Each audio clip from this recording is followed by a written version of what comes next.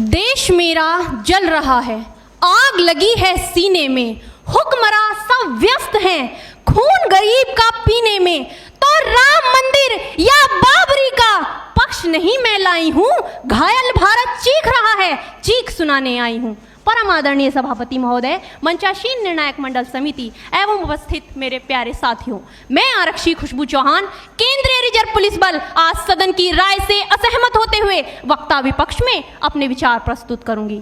महोदय, दर्द हद से तब गुजरने लगता है जब मेरी आंखों के सामने ताज, पुलवामा, छत्तीसगढ़ में शहीद हुए जवानों के शत विशत अधजले शरीर के टुकड़े, रेत के टीलों से ऊपर जाती लाशों के ढेर और कश्मीर की खून से सनी लाल रंग की सड़कों के दृश्य सामने आते हैं। उस पर मेरे प्रतिपक्षी महोदय का कहना ये कि मानवाधिकारों की अनुपालना करते हुए देश से उग्रवाद और आतंकवाद को समाप्त किया जा सकता है। महोदय, अब तो हमारा तिरंगा झंडा भी हमसे ये पूछने लगा है कि क्या बात है भारत, आजकल फहराने से ज्यादा मैं कफन में दफनाने के क्यों काम आ रहा हूं। महोदय, हृदय तो उस दिन फट गया जब बूढ़ी माँ अपने बेटे के चिथड़ों को देखकर बोली कि साहब, आप तो भर्ती में 1 इंच भी कम नहीं लेते, मैं आधा शरीर कैसे ले लूं।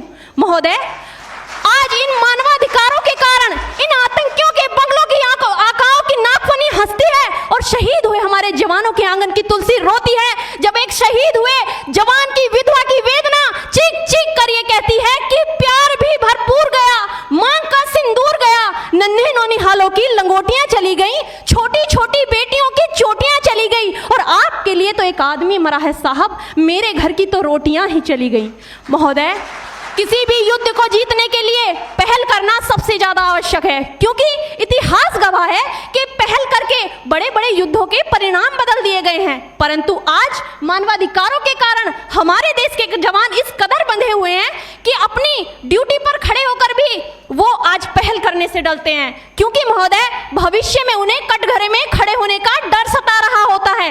वो ये जानते हैं कि चाहे एक उग्रवादी की राइफल से निकलने वाली गोली को ये तय करना पड़े या ना पड़े कि वो किसे लगेगी, लेकिन हमारी राइफल से निकलने वाली हर गोली को ये निर्णय लेना पड़ता है कि चाहे वो किसी निर्दोष को लगे, दोषी को लगे या ना लगे, परंतु किसी निर्दोष को नहीं लगनी चाहिए। यदि ऐसा हुआ तो ना तो ये समाज हमें छोड़ेगा, ना ही दिल का ताड़ बनाने वाली ये मीडिया हमें छोड़ेगी। और महोदय, मानवाधिकार के तले किसी जवान को दबाकर युद्ध के मैदान में छोड़ देना कोई वीरता नहीं, एक आत्महत्या है। क्योंकि महोदय, फूल को श्रृंगार दो ये मुमकिन नहीं और एक वीर को झनकार दो ये मुमकिन नहीं। जो हाथ बांध दे सेना के, ऐसे मानवाधिकार का पालन संभव नहीं। महोदय,